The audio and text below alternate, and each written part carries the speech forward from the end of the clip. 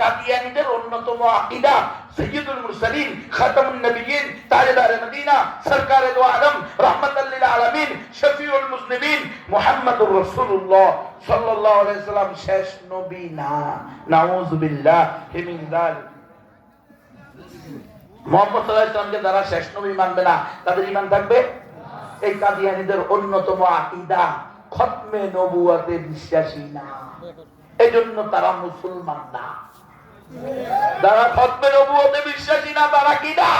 মুসলমান না। সুতরাং কাদিয়ানীদের সাথে আত্মীয়তা চলবে না, কাদিয়ানীদের কাছে মেয়ে বিয়ে দেওয়া যাবে না, কাদিয়ানীদের মেয়েকে নিজের ছেলেকে বিয়ে করানো যাবে না।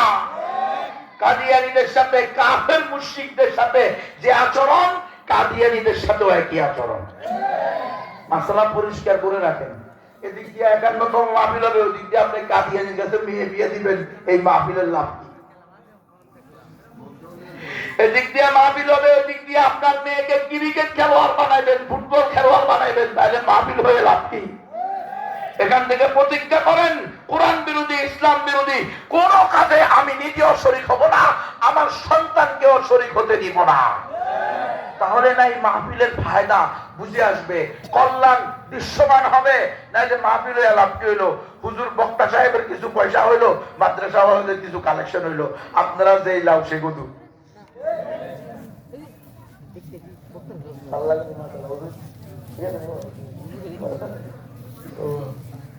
কি এরকম ওয়াজ করে কোনো লাভ নাই। ওয়াজ করতে হলে ওয়াজের উদ্দেশ্য কি? আমাদেরকে পরিবর্তন দিতে হবে, আমাদের জীবনের সিস্টেমকে পরিবর্তন করতে হবে। আমরা যে সেকুলারিজম পরিবেশের ভিতরে পড়ে কখন নিজেরা সেকুলার হয়ে গেছি, নাস্তিক হয়ে গেছি, এটাই আমরা জানি না। দেখেন না, ইসলামী দল করে দুর্গা পূজা, কালী পূজা, সরস্বতী পূজায় গিয়ে বলে দীর্ঘ 15-16 বছর পরে আপনাদের পূজায় আসতে পেরে আমি গর্ববোধ করতেছি। কোন মুসলমান পূজায় গিয়ে গর্ববোধ করতে পারে? আপনারা মনে বুঝতেছেন না? আরে গণতন্ত্রের কুফরি শিরিকি মতবাদের মধ্যে পড়ে, এই শিরিকের ড্রামের মধ্যে পড়ে, শিরিক দ্বারা বাইন্ডিং হয়ে আমরা যে কখন নিজেরা সেকুলার হয়ে গেছি, ধর্ম নিরপেক্ষতাবাদী হয়ে গেছি, নাস্তিক হয়ে গেছি, এটাই আমাদের ধারণা নাই। যার কারণে দুর্গা পূজায়, কালী পূজায়, ক্রিসমাস পূজায়, হ্যাঁ বড়দিনের পূজায় গিয়ে আমরা বয়ান করতেছি। আমি চাই আপনারা প্রতি বছর এই বছরের ন্যায় আনন্দঘন পরিবেশে শিরিক করতে থাকেন। আমরা এই গণতন্ত্রের রোশানলে পড়ে কখন যে ঈমান হারা হয়ে গেছি এটা আমাদের মাথায় নাই। এজন্য আমরা নির্বাচনী প্রচার বোর্ডে, বিলবোর্ডের মধ্যে লিখতেছি ঈদ উল ফিতর ও দুর্গা পূজার শুভেচ্ছা, ঈদ উল ফিতর ও দুর্গা পূজার শুভেচ্ছা একসাথে লেখা যাবে? এটা বিশ্বাস করা যাবে? ঈদ উল ফিতর ও দুর্গা পূজার শুভেচ্ছা বুঝেন আপনারা? ঈদ উল ফিতর হলো তাওহীদের আলামত, দুর্গা পূজা হলো শিরকের আলামত। ঈদ উল ফিতর হলো তাওহীদ আর দুর্গা পূজা হলো শিরক। দুইটা কি এক হতে পারে? কখনো না। কিন্তু গণতন্ত্র এক করে দিয়েছে। কারণ গণতন্ত্র বুঝেছে যে কোনো মূল্যে আমার শেয়ার লাগবে, যে কোনো মূল্যে আমার এই উপদেষ্টা পদ লাগবে, যে কোনো মূল্যে আমাকে চেয়ারম্যান হইতে হবে, মেম্বার হইতে হবে, এমপি হইতে হবে, মন্ত্রী হইতে পারে। এই জন্য আমি মসজিদও প্রতিষ্ঠা করব, মন্দির ও প্রতিষ্ঠা করব। আল্লাহ ভি খুশি রাহে, শয়তান ভি নারাজ না হো।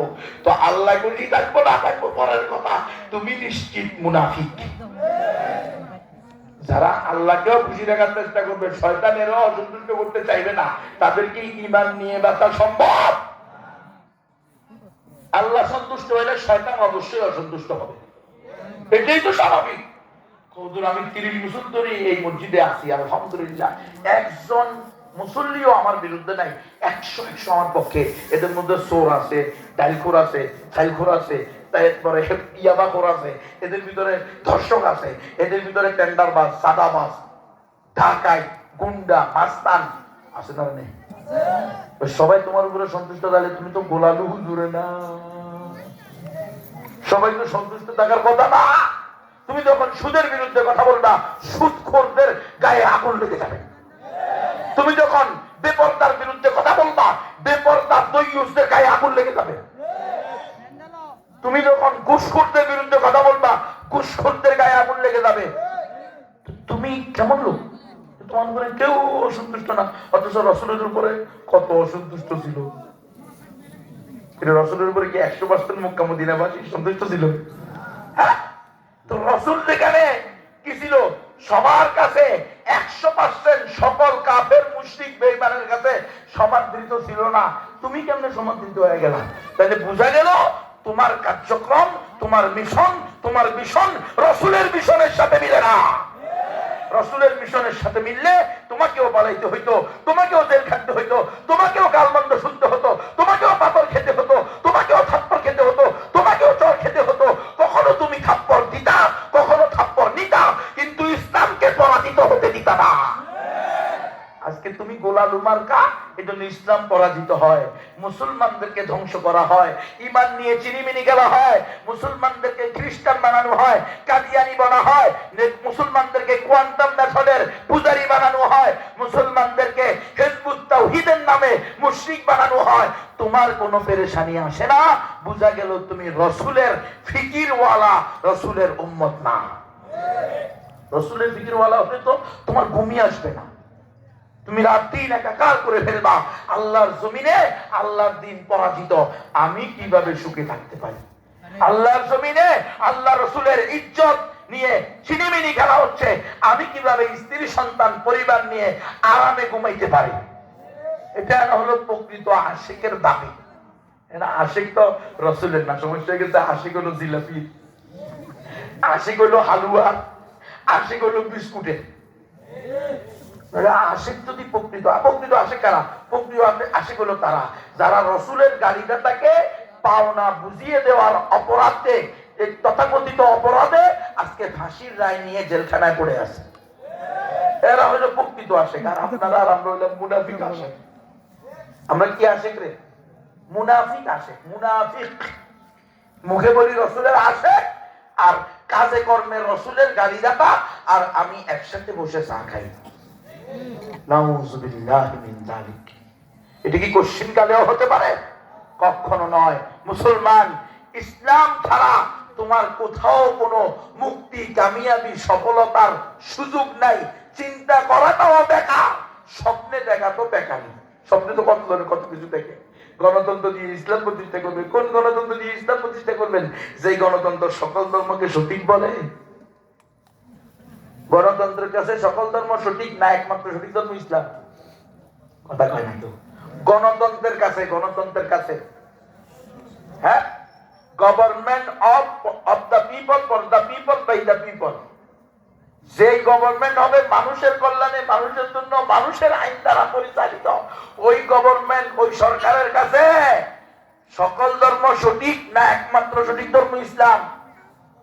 সকল ধর্ম সঠিক, আর ইসলামের কাছে একমাত্র সঠিক ধর্ম ইসলাম। ইন্নাদ দীনা ইনদাল্লাহিল ইসলাম। নিশ্চয়ই আল্লাহর নিকট একমাত্র, শুধুমাত্র, কেবলমাত্র মনোনীত গ্রহণযোগ্য ধর্ম হলো ইসলাম। আমি বলতেছিলাম আমাকে গুম করা হয়েছে, আমাকে জেলে নেওয়া হয়েছে, কি জন্য? আমাকে সাম্প্রদায়িকতার তকমা দেওয়া হয়েছে। আমি নাকি সাম্প্রদায়িক উস্কানিদাতা। অমুসলিমরা শোনো, মিডিয়ায় যাবে, সাংবাদিকরা দেখো, যারা দেশের পরিচালনার দায়িত্বে আছো তারা দেখো, আমি সাম্প্রদায়িক বক্তা না, বরং আমি হইলাম সবচেয়ে বড় সাম্প্রদায়িক বক্তা। কারণ আমি চাই হিন্দু, বৌদ্ধ, খ্রিস্টান, চাকমা, ত্রিপুরা, বং, কাশিয়া, চাক, লুসেই, খুঁই, ব্রুম, বরুং, মারমা, হালুয়া, গাটের গারোলা, এরা সবাই কালিমা পড়ে একসাথে জান্নাতে যাক। কারণ আমি চাই না কোনো অমুসলিম জাহান্নামে যাক, এবং এটা আমি চাইতে পারি, এটা আমার রবও চাই নাই। এজন্য আমার রব যুগে যুগে নবী পাঠাইছে, রাসূল পাঠাইছে। ওয়ালাকাদ বাসনা ফি কুল্লি উম্মাতির রাসূলান আন ইয়াবুদুল্লাহা ওয়াজতানিবুত তাগুত। আমি প্রত্যেক যুগে প্রত্যেক জনপদবাসীর নিকটে এই বিধান দিয়ে নবী রাসূল পাঠিয়েছি, আন ইয়াবুদুল্লাহ, যে তারা বলবে, ও আমার স্বজাতি, ইবাদত করো এক আল্লাহর, পূজা করো এক আল্লাহর, উপাসনা করো এক আল্লাহর, ওয়াজতানিবুত তাগুত, সকল তাওয়াগীতকে, গায়রুল্লাহকে বর্জন করো। গায়রুল্লাহর কথা শুনবা না। রব্বুল আলামিনের দেওয়া জীবন বিধান, রব্বুল আলামিনের দেওয়া রাষ্ট্র বিধান, রব্বুল আলামিনকে দেওয়া অর্থনৈতিক বিধান তুমি রব্বুল আলামিন যেভাবে দিয়েছে, সাহাবায়ে কেরামকে রাসূল যেভাবে হাতে কলমে শিক্ষা দিয়েছে, সেই জীবন বিধান Islam is the complete code of life. ইসলাম পরিপূর্ণ জীবন বিধান। এই ইসলাম তুমিও প্রয়োগ করো। রাসূল যেভাবে জাহিলিয়াতের লোকদেরকে পৃথিবীর ইতিহাসে সবচেয়ে নিকৃষ্ট ব্যক্তিদেরকে পৃথিবীর ইতিহাসে সবচেয়ে উৎকৃষ্ট ব্যক্তিতে পরিণত করেছে এবং সবচেয়ে নিকৃষ্ট জামানাকে সবচেয়ে উৎকৃষ্ট জামানায় পরিণত করেছে, তুমিও সেই কাজ করতে পারবা।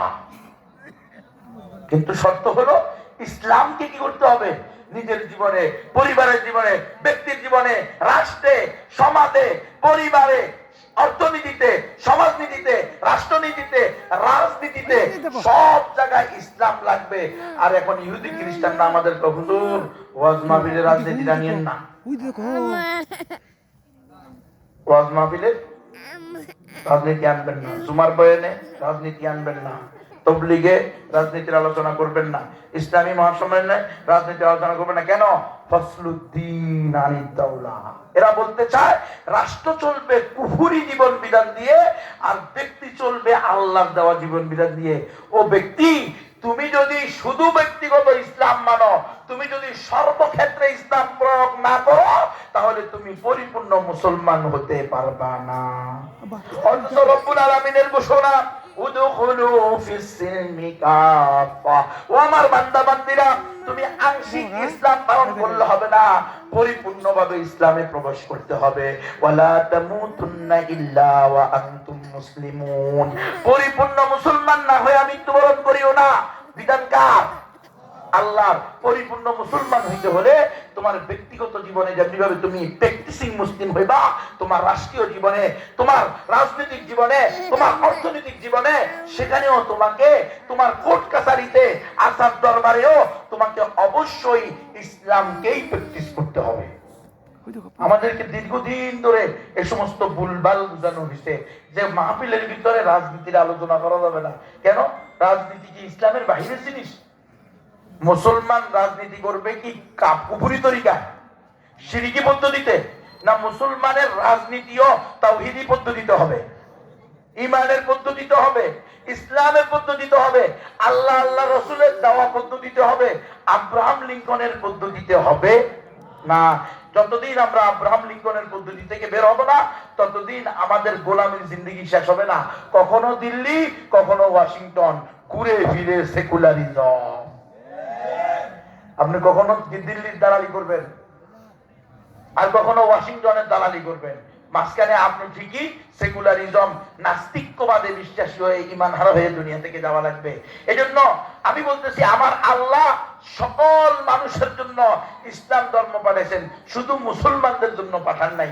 আল্লাহ বলেছেন, ইয়া আইয়ুহান নাস উবুদু রাব্বাকুমুল্লাযী খালাকাকুম ওয়াল্লাযীনা মিন ক্বাবলিকুম লাআল্লাকুম তাত্তাকুন। এ দুনিয়ার সমস্ত মানুষেরা, উবুদু ইবাদত করো, পূজা করো, উপাসনা করো, রাব্বাকুমুল্লাযী খালাকাকুম, ওই রবের, ওই প্রতিপালকের যিনি তোমাদেরকে সৃষ্টি করেছেন, ওয়াল্লাযীনা মিন ক্বাবলিকুম, এবং তোমাদের পূর্বপুরুষদেরকেও সৃষ্টি করেছেন, লাআল্লাকুম তাত্তাকুন,